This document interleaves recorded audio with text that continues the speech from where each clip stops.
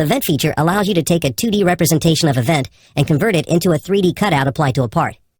In this example, I'll use the sketch you see here to create a vent on this face. I'll click the vent icon to bring up the vent property manager. The first item I'll define is the boundary of the vent.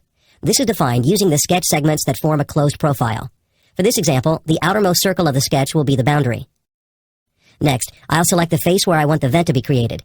The vent will be cut in a direction normal to the boundary sketch you selected, so it's important that you select the face on the same side as the sketch. In this case, I must select the inside face. An error would appear if I selected the outer face since it's on the opposite side of the part. You can choose whether you want to add draft to the resulting geometry and whether you want to add fillets to break sharp corners. To complete the vent, I need to define ribs, spars, and any support areas. For ribs, I'll select the two line segments.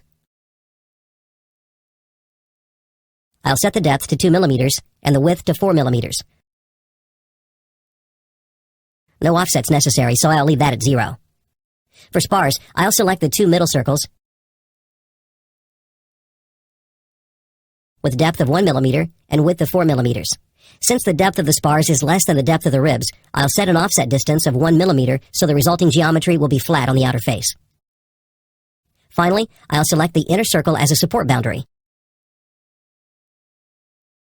Its depth will be 2 millimeters and no offset will be necessary. I'll click OK and the vent is complete.